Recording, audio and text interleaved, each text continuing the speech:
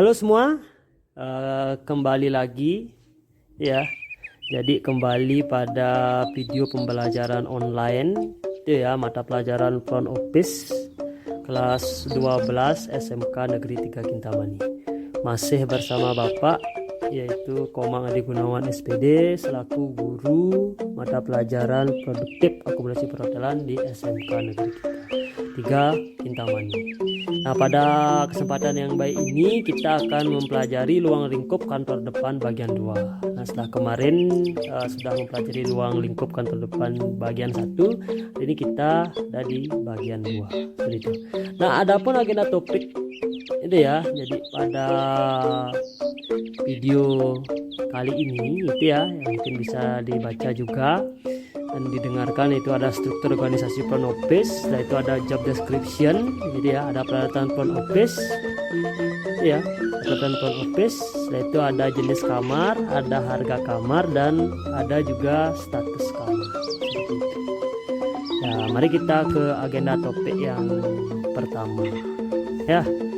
Nah, agenda topik yang pertama itu ya adalah struktur organisasi front office. Nah, jadi ini yang Pak contohkan itu ya, bisa dicermati di layar smartphone itu ya. Jadi struktur organisasi ini merupakan susunan berbagai komponen atau unit-unit kerja dalam sebuah manajemen. Jadi struktur organisasi memberikan informasi yang jelas mengenai alur koordinasi dari pembagian kerja, fungsi, dan kegiatan setiap unit. Nah, struktur organisasi sendiri dibuat untuk menjalankan operasional perusahaan sesuai dengan tugas dan fungsi-fungsi dari setiap jabatan. Nah, struktur organisasi ini sangat penting karena mempunyai beberapa alasan, yakni kejelasan tanggung jawab, kepastian kedudukan dan koordinasi, kejelas jalur hubungan, dan pengendalian serta pengawasan.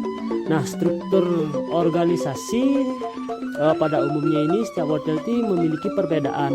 Hal ini disebabkan oleh selera atau gaya manajemen dari masing-masing hotel itu sendiri. Nah, secara umum gitu ya, bisa Bapak contohkan seperti yang ada di layar kalian ya, di layar HP kalian. Di sini ada yang paling tinggi, ada front office manager gitu ya. Setelah itu ada front office manager secretary gitu ya, ada assistant front office manager, ada night manager. Nah, yang di bawahnya lagi bisa kalian cermati seperti reservation, seperti reception, seperti information, switchboard, concert, guest relation officer, business center, dan FOC seperti itu ya. Jadi itu struktur organisasi front office. Nah, lanjut ya.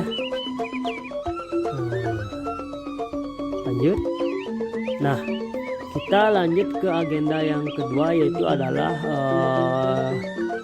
job description ya.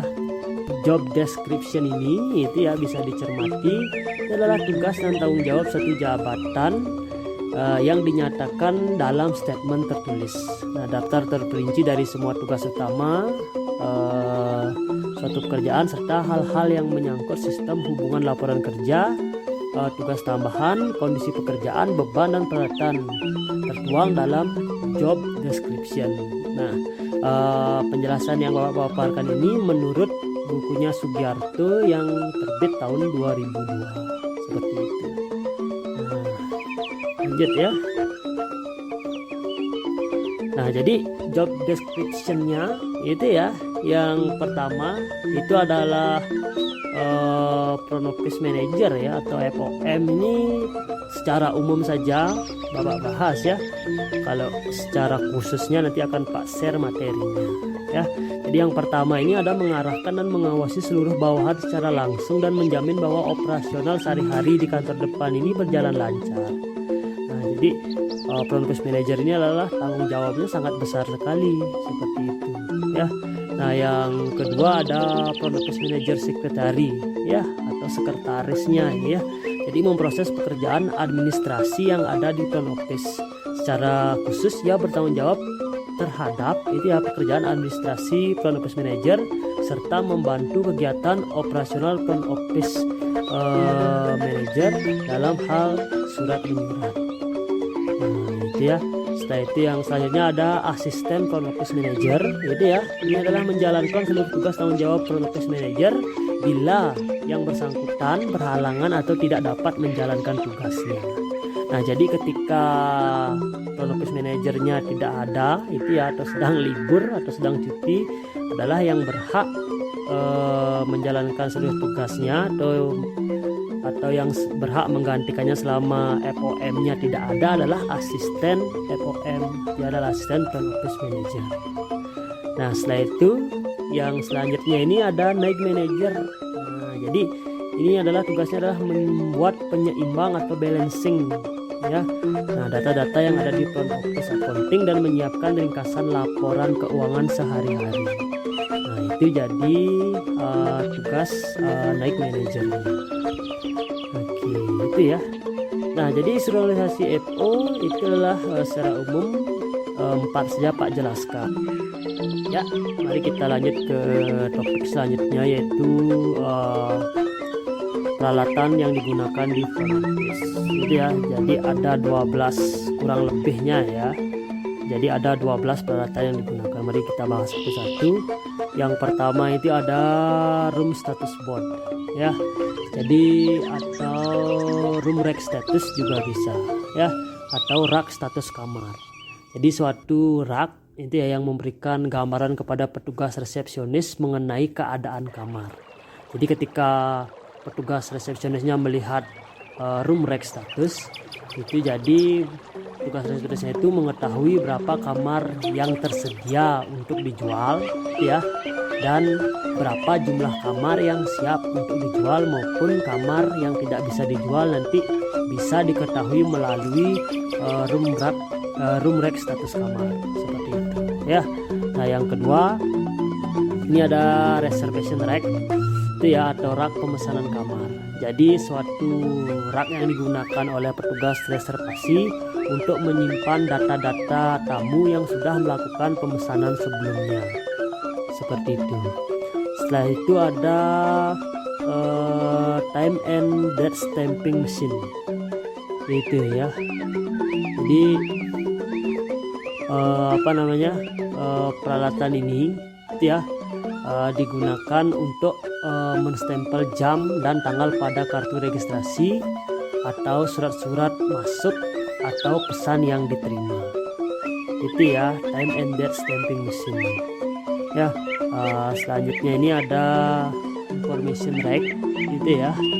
Jadi suatu alat yang digunakan oleh information center itu ya untuk menyimpan untuk menyimpan informasi mengenai data-data yang dimiliki oleh hotel.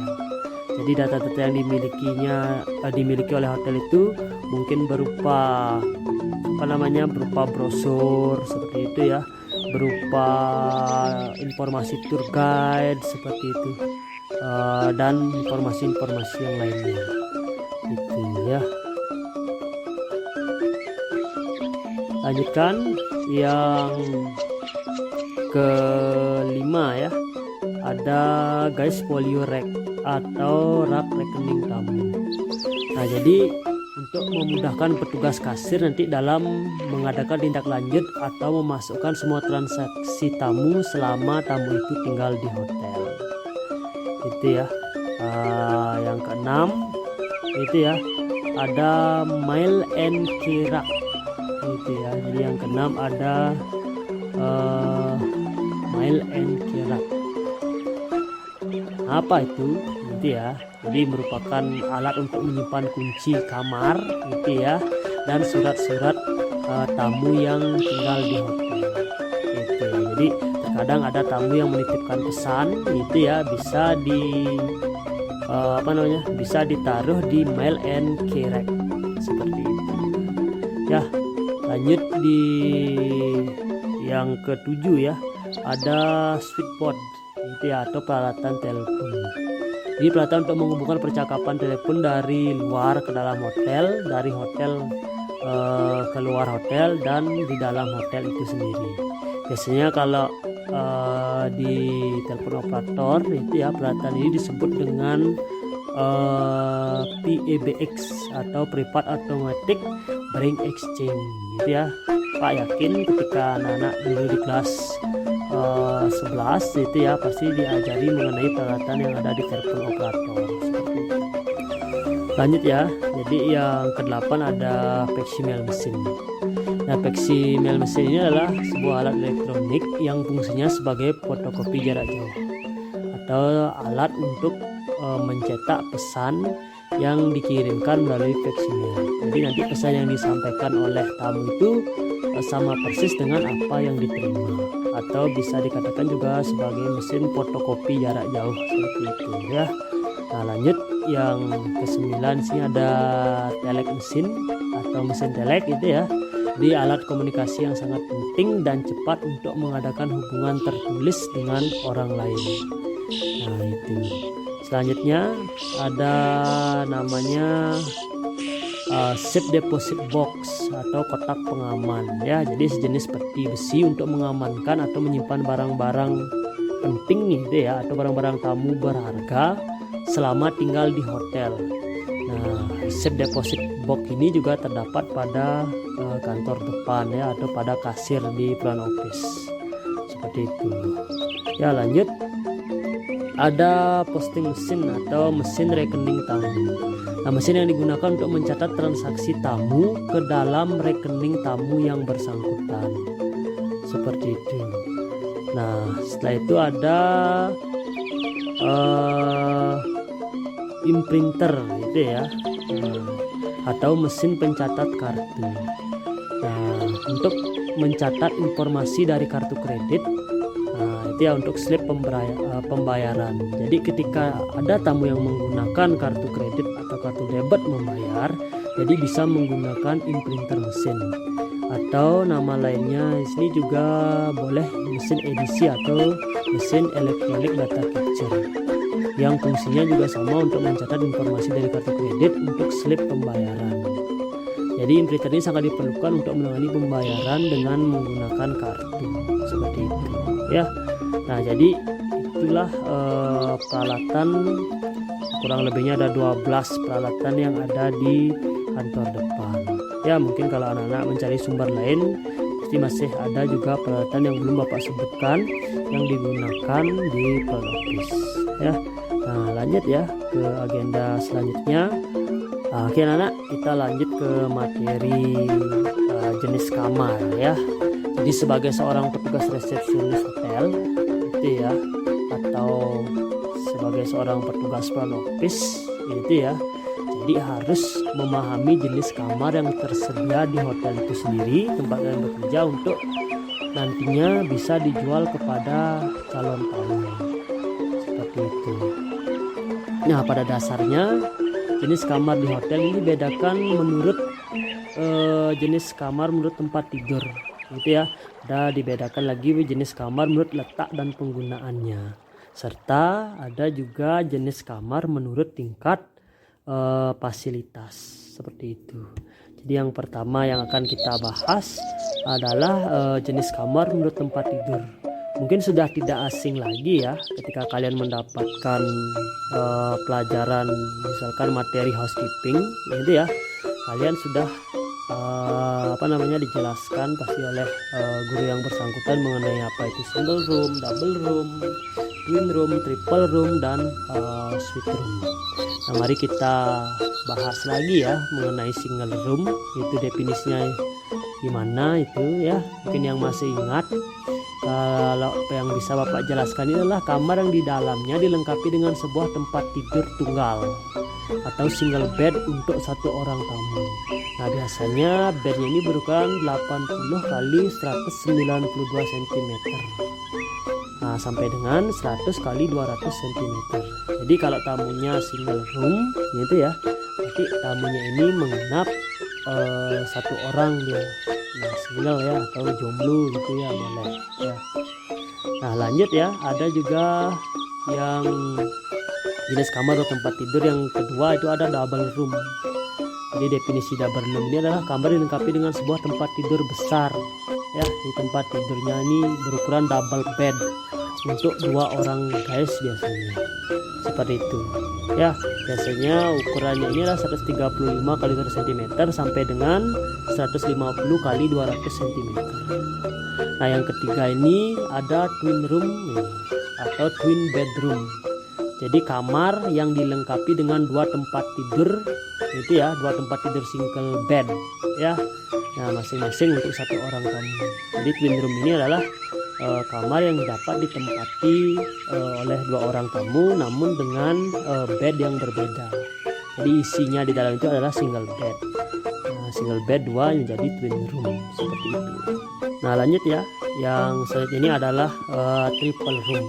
Jadi triple room dapat didefinisikan sebagai kamar yang berisi tempat tidur double itu ya, atau twin room untuk dua orang itu ya. Namun ditambah dengan tempat tidur tambahan atau extra bed untuk satu orang. Jadi kamar triple room ini atau triple bedroom ini dapat ditempati oleh 3 orang tamu seperti itu, karena ditambah extra bed makanya menjadi triple room ya. Nah, biasanya kalau tamu-tamu yang requestnya triple room itu ya kebanyakan menggunakan twin bed di dalamnya, setelah itu baru ditambah dengan extra bed, makanya jadi triple room seperti itu. Nah, lanjut ya yang terakhir. Nah, lanjut ada suite room ya. Nah, secara umum kamar suite room ini itu ya untuk bednya itu bisa dipakai di dalamnya, itu bisa double bed itu ya, bisa juga ada digunakannya twin bed seperti itu ya. Nah, tetapi di kamar tersebut terdapat ruang tamu itu ya di suite room atau yang disebut dengan living room. Nah, juga di suite room ini terdapat kitchenette ya, atau atau tempat memasak atau dapur kecil. Itu biasanya yang membedakan suite room. Jadi suite room ini udah kamar yang paling mewah seperti itu ya. Nah, jadi itu jenis kamar menurut tempat tidur. Nah, lanjutkan. Nah, jenis kamar menurut letak dan penggunaannya. Jadi di sini ada connecting room, ada adjoining room, ada adjacent room, ada duplex room, dan ada cabana room seperti itu. Nah, lihat ya. Nah, ini adalah connecting room ya. Jadi dua buah kamar yang berdekatan antara kamar yang satu dengan kamar yang lain, bersebelahan itu ya, dan bisa dihubungkan oleh pintu penghubung atau yang disebut dengan connecting door. Biasanya digunakan oleh tamu yang berkeluarga atau membawa anak. Nah, seperti itu. Jadi orang tuanya biar mudah mengawasi anaknya itu ya, yang diajak liburan ke hotel, pasti dia akan memesan connecting room. Jadi bisa Pak contohkan connecting roomnya ada di sana ya. Nah, setelah ini ada adjoining room, itu ya adalah sejumlah kamar yang terletak dalam satu lantai antara kamar satu dengan kamar lainnya. Ini berdekatan, akan tetapi tidak dihubungkan dengan pintu penghubung atau sebelah menyebelah seperti itu.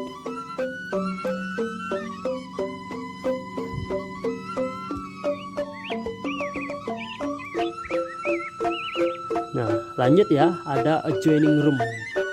Jadi adjoining room ini adalah sejumlah kamar yang terletak dalam satu lantai antara kamar satu dengan kamar lainnya. Ini berdekatan, akan tetapi tidak dihubungkan oleh pintu penghubung. Itu yang namanya adalah adjoining room.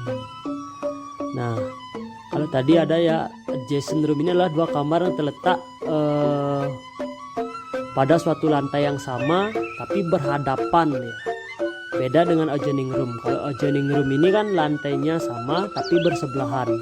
Kalau adjacent roomnya itu adalah dua kamar di dalam satu lantai tetapi berhadapan antara kamar satu dengan yang kamar yang lainnya. Setelah itu yang selanjutnya ada duplex room ya. Jadi dua kamar yang terletak di atas dan bawah, nah, dihubungkan dengan tangga penghubung seperti seperti itu.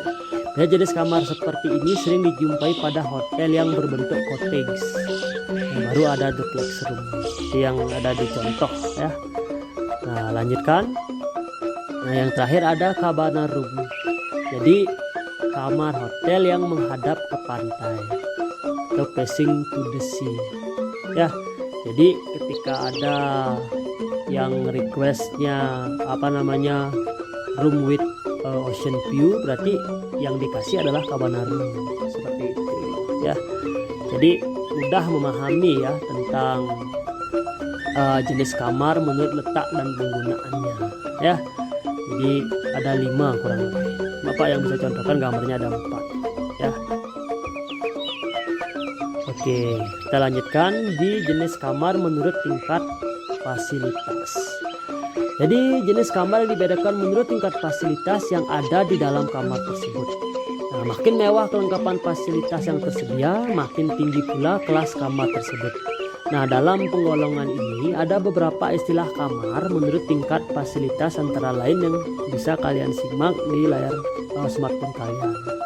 Yang pertama ada standard room, gitu ya. Ada standard room, ya. Ada superior dan ada presiden deluxe suite seperti itu ya. Mari kita bahas yang standard room. Nah, kalau standar room inilah kamar yang harganya ini relatif lebih murah dibandingkan dengan kamar jenis lainnya di hotel.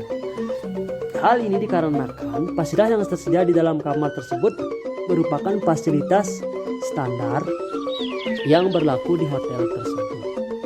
Nah, ketika tamunya ini request standar room gitu ya, untuk 2 orang, berarti silakan boleh dikasih standar room dengan double bed atau standar room dengan twin bed seperti itu. Nah, itu nanti cara menghubungkannya ya anak-anak ya. Nah, lanjutkan di superior room ya. Jadi jenis kamar ini biasanya yang membedakan dengan kamar standar adalah harganya yang sedikit lebih mahal dari kamar standar. Nah, fasilitas yang ada di dalam kamar superior ini lebih lengkap, sedangkan ukurannya sama dengan jenis standar. Itu ya, jadi yang membedakan hanya fasilitasnya yang lebih lengkap daripada standar. Nah, yang ketiga ini adalah presiden deluxe suite room ya, atau bisa juga biar gampang ya, bisa juga dibilang suite room gitu ya. Jadi kamar ini adalah kamar yang paling mahal atau istimewa dalam sebuah hotel. Nah, jadi pemberian nama terhadap kamar suite tergantung pada hotel yang bersangkutan. Karena ini merupakan kebanggaan gitu ya, atau trademark dari hotel tersebut. Jadi setiap hotel memiliki ciri khas sendiri untuk suite roomnya atau kamar yang paling bagus seperti itu. Jadi disebut dengan suite room seperti itu. Mungkin bisa Bapak contohkan gitu ya. Jadi ada standar room gitu ya. Ini ada standar room, ini ya, ada superior ya. Juga ada di sini adalah suite room seperti itu ya. Jadi jika dianalisis dapatlah dibedakan seperti itu ya. Nah, ketika di suite room ketika di standar room ini fasilitasnya sedikit berbeda dengan ada yang di superior ya. Nah, seperti itu. Apalagi yang ada di suite room juga fasilitasnya sangat berbeda sekali. Ini tergantung juga dari hotel, masing-masing hotel itu sendiri. Nah, baik anak-anak, kita lanjut ke topik selanjutnya, yaitu room rate atau harga kamar. Nah, room rate ini adalah satuan harga sewa sebuah kamar yang ada di hotel untuk 1 malam. Nah, setiap petugas front office hendaknya harus memahami tentang harga kamar yang nantinya akan ditawarkan kepada calon tamu yang akan menginap di hotel. Nah, pada dasarnya harga kamar dibedakan menjadi 2, yaitu harga biasa atau harga normal atau normal price. Ada juga special rates atau harga spesial seperti itu. Nah, kalau normal price itu ya, atau harga normal, ini adalah harga yang biasa juga disebut dengan published rates. Nah, biasanya hotel mencantumkan harga ini pada room rate gitu ya, sehingga dalam menjual kamar tersebut petugas dapat melihat pada rate tersebut. Nah, harga kamar ini juga tercantum pada tarif hotel seperti itu ya. Jadi harga yang diumumkan atau yang dipublish juga tercantum harga biasa atau normal. Nah, sedangkan yang kedua, sini ada special rates ya, atau harga kamar yang spesial atau yang khusus. Ya, adalah harga kamar yang diberikan kepada customer atau pelanggan dengan mempertimbangkan situasi, kondisi, dan juga status tamu yang akan menempati kamar. Tujuannya adalah untuk menarik calon tamu agar mau menginap di hotel, karena harga kamar khusus selalu lebih murah dibandingkan dengan harga kamar yang normal. Nah, ada beberapa jenis kamar khusus atau special rate. Yang pertama bisa kalian simak ya. Jadi ada corporate rates ini ya. Jadi harga kamar yang diberikan kepada tamu itu ya dari perusahaan-perusahaan besar yang sebelumnya telah membuat contractual agreement atau membuat memorandum of understanding atau yang kita sering dengar itu MOU antara perusahaan dan pihak hotel. Nah, pada MOU tersebut atau pada perjanjian tersebut nanti sudah ada harga yang disepakati oleh perusahaan dan pihak hotel itu sendiri. Nah, ada yang namanya dengan corporate rates gitu ya. Nah, yang kedua gitu ya, ada group rates. Group rates adalah harga kamar khusus untuk tamu yang bersifat bersifat rombongan atau tamu grup. Biasanya hotel menetapkan untuk mendapatkan group rates dan fasilitasnya jumlah anggota atau tamu tersebut minimal 12 atau 15 orang sudah termasuk dengan tour leader. Jadi sama gitu ya. Jadi ada kesepakatan atau MOU antara travel agent itu ya, atau perusahaan yang bergerak di bidang di bidang ini, di bidang grup ini gitu ya. Nanti ada kesepakatan harga yang disepakati ya oleh hotel dengan travel agent. Jadi syaratnya nanti ketika tamu rombongan itu masuk ke hotel minimal lah 12 orang seperti itu. Nah, lanjut ya, yang selanjutnya yang ketiga ada airline rates gitu ya. Jadi harga kamar yang ditawarkan kepada kru airline atau awak pesawat serta staf penerbangan. Nah, pada umumnya ada berupa potongan harga kamar ini sampai 25% gitu ya, hingga 50% dari harga kamar normal atau biasa.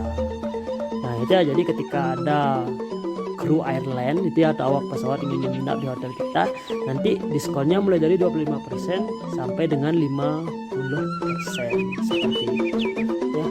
Nah, lanjut ada yang namanya travel agent agencies rates. Nah, itu ya. Jadi ada kamar yang diberikan bagi mereka yang bekerja di biro perjalanan, baik itu karyawan gitu ya, maupun para manajer perjalanan tersebut. Nah, biasanya harga yang diberikan berupa potongan sampai 50% dari harga normal. Nah, misalkan nih kalian ini punya punya perusahaan travel ya. Jadi ketika kalian sudah sering membawa tamu rombongan ke hotel A gitu ya, jika kalian nanti menginap di hotel A akan mendapat potongan sampai 50% dari harga normal. Nah, itu untuk special rates-nya di travel agencies rates. Nah, lanjut yang selanjutnya ya, ada commercial rates. Nah, harga kamar diberikan bagi para tamu yang mengadakan perjalanan untuk urusan bisnis. Nah, itu beda lagi ya. Nah, bisa mungkin lebih mahal kamarnya atau lebih murah, nanti tergantung dari SOP hotel itu sendiri. Nah, selanjutnya ada overflow rates ya. Nah, pada dasarnya harga kamar ini dikhususkan bagi tamu-tamu yang dikirim oleh hotel lain. Nah, karena hotel tersebut kekurangan kamar atau overbook. Nah, itu ya. Jadi hal ini biasanya terjadi pada saat peak season atau high season. Dan hotel yang mengirimkan tamu tersebut Nah, hendaknya ke hotel yang punya standar sama agar tamu tersebut tidak kecewa. Nah, itu namanya overflow rates namanya. Nah, yang selanjutnya ya ada family friend rates. Nah, cara ini dilakukan oleh pihak hotel untuk menarik tamu yang menginap bersama keluarganya. Biasanya bagi keluarga yang membawa anak di bawah 12 tahun tidak ditagih bayaran tambahan. Sedangkan bagi anaknya yang bayi yang ingin tinggal terpisah dari kamar orang tuanya diberikan harga khusus sebesar 50% dari harga biasa atau harga normal. Nah, lanjutkan. Ada juga season rates ya. Jadi penawaran harga semacam ini sering kita jumpai pada hotel-hotel yang pada bulan tertentu mengalami penurunan pengunjung atau low season. Nah, untuk menarik banyak pengunjung atau tamu yang akan datang untuk datang menginap ya. Jadi biasanya hotel tersebut menawarkan potongan harga kamar mulai dari 25% sampai 50% seperti itu ya. Jadi ketika low season ya, jadi ketika tingkat huniannya kurang nanti akan ada season rates namanya. Seperti itu. Kalau di musim pandemi ini ya yang harga villa kemarin 1,5 juta itu ya per malam mungkin bisa dapat 500.000. Hotel juga seperti itu ya. Hotel kawasan Jimbaran yang harganya jutaan rupiah ya pada masa pandemi ini bisa didapat dengan harga 500.000 seperti itu ya. Nah, ini seasonnya tergantung season ya. Ada juga yang selanjutnya ini ada day rates atau day use rates. Nah, ini harga kamar untuk tamu yang tinggal hanya beberapa jam atau setengah hari. Nah, di mana tamu tiba dan berangkat pada hari yang sama. Mungkin dah pernah dengar day use ya. Itu untuk pengertian day use. Nah, lanjutkan. Ada weekend rates ya. Jadi untuk menarik tamu yang menginap pada hari Sabtu dan Minggu, maka hotel memberikan harga khusus pada akhir pekan berupa potongan harga dari harga biasa atau normal. Jadi ini adalah trik untuk memancing tamu sebenarnya ya. Jadi kalian harus bisa nanti mana yang harga normal, mana kita harus memberikan special rates ya. Nah, jadi setungkare bisa dipahami ya jika besok nanti kalian menjadi petugas front office. Nah, ini adalah materi online kita yang terakhir, yaitu pada bagian status kamar. Jadi dapat Bapak jelaskan sebagai seorang petugas front office ya, untuk dapat menjual kamar yang optimal harus mengetahui status kamar secara akurat pada room rack atau layar komputer petugas front office. Jika nanti tempat kalian bekerja itu menggunakan sistem komputerisasi. Nah, status kamar yang akurat ini didapat setelah mencocokkan laporan dari Departemen Housekeeping yang disebut dengan Housekeeping Report dengan room rack status kamar. Nah, di sini kelihatan bentuk kerjasama antara kantor depan dengan Departemen Tata Graha. Nah, dan nanti dibuktikan dengan adanya laporan dari Housekeeping Report nanti akan dicocokkan dengan yang ada di room status kamar atau room rack status kamar. Nah, pihak kantor depan mengirimkan situasi room report ke Departemen Tata Graha sebagai laporan yang menggambarkan situasi kamar yang aktual menurut versi masing-masing. Nah, jadi nanti hubungan kerjasamanya adalah housekeeping departemennya ini mengirimkan housekeeping report, nanti petugas front office-nya mencocokkan status kamarnya dan nanti akan di-share atau dibagikan ke departemen lainnya. Jadi ini selalu dilaporkan oleh housekeeping. Inilah bentuk kerjasamanya mengenai status kamar. Nah, status kamar itu dapat menggambarkan bagaimana sebenarnya keadaan suatu kamar tersebut. Nah, sebagai ilustrasi, kalian dapat melihat kode ya, atau simbol yang dipakai pada umumnya di hotel. Jadi simbolnya atau kodenya hampir-hampir sama. Ya, yang pertama ada VC itu ya, atau vacant clean.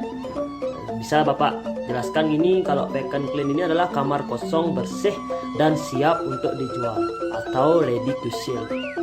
Sedangkan VD itu ya, atau vacant dirty, adalah sebuah kamar kosong, kotor dan belum siap untuk dijual. Kalau OC ini ada occupied clean. Jadi kalau occupied clean adalah kamar yang ditempati oleh tamu dalam keadaan bersih. Artinya room boy-nya sudah membersihkan kamar tersebut. Nah, selanjutnya ada occupied dirty, kamar yang sudah ditempati oleh tamu dan perlu dibersihkan. Biasanya di depan pintu kamar akan dipasang tanda please make up room. Kalau sebelumnya dapat training, pasti pernah melihat tanda please make up room. Jadi artinya kamar tersebut perlu dibersihkan oleh room boy. Nah, yang kelima ini ada gigi ya, atau don't disturb. Tanda yang dipasang di pegangan pintu oleh tamu berarti tamunya itu tidak ingin diganggu. Tidak ingin diganggu ya, jadi tidak bisa diketuk pintunya, tidak bisa ditelepon tamunya, tidak bisa, kecuali ada sesuatu hal yang penting atau hal yang mendadak baru bisa. Itu pun harus dilakukan oleh duty manager seperti itu. Nah, lanjut yang ke-8 ini ada yang namanya yang ke-6 ini ada OOO atau out of order. Jadi definisinya adalah kamar out of order ini adalah kamar yang mengalami kerusakan dan tidak dapat dijual sama sekali. Seperti itu. Jadi kalau udah status kamarnya ini out of order berarti tidak bisa dijual. Yang selanjutnya yang ke-7 ini ada double lock. Kamar yang dikunci secara double oleh tamu atau hotel sehingga tidak dapat dibuka dengan kunci biasa atau passkey. Yang ke-8 ini ada com atau complimentary. Kamar yang ditempati oleh tamu akan tetapi tidak dikenakan biaya. Nanti ini akan status kamar seperti ini akan dapat nanti ketika ada tamu yang komplain gitu ya. Jadi harapannya tamu tinggal di hotel itu tidak sesuai dengan ekspektasinya, kan komplain dia. Nah, nanti ketika untuk mengatasi komplain tersebut itu ya, nanti tamu itu akan diberikan complimentary. Ya, bisa berupa kamar dan bisa berupa penggunaan fasilitas yang lain. Seperti itu. Lanjut yang ke-9 ini ada SO atau sleep out.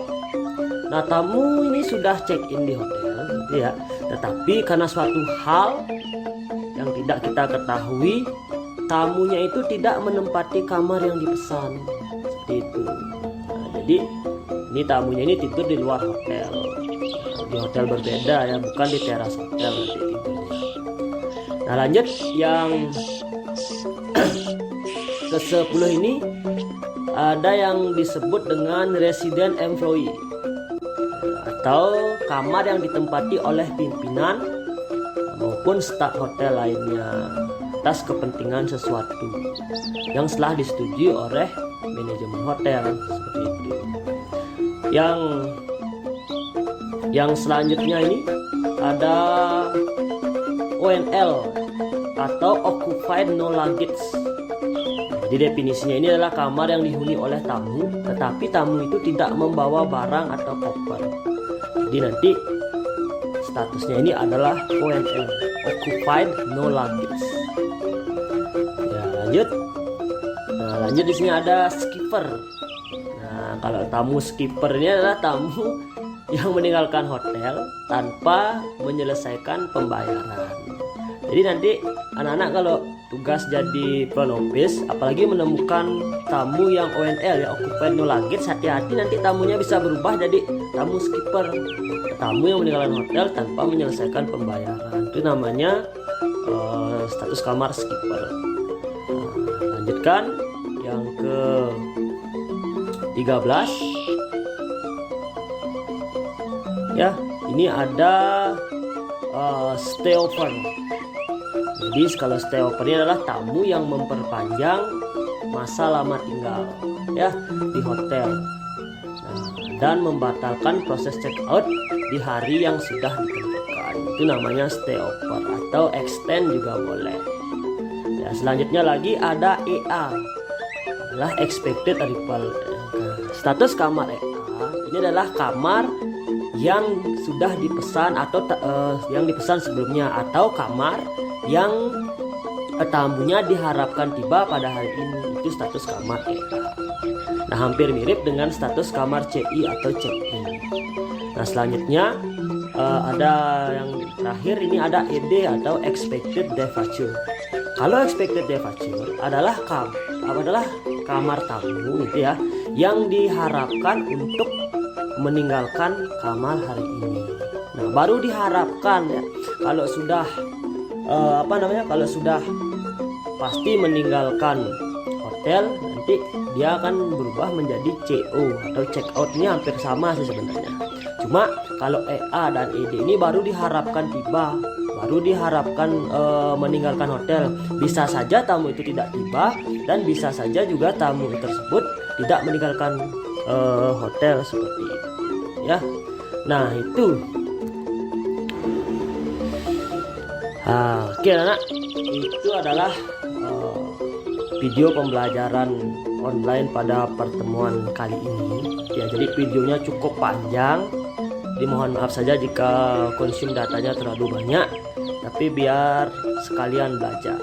Jadi harapannya apa yang Pak jelaskan bisa dimengerti, dan apabila punya pertanyaan, kita akan bahas di grup ya, atau pada kolom komentar, di komentari video Bapak juga boleh. Oke anak-anak, sekian, terima kasih sudah menonton, dan sampai jumpa lagi pada video pembelajaran online berikutnya. Goodbye.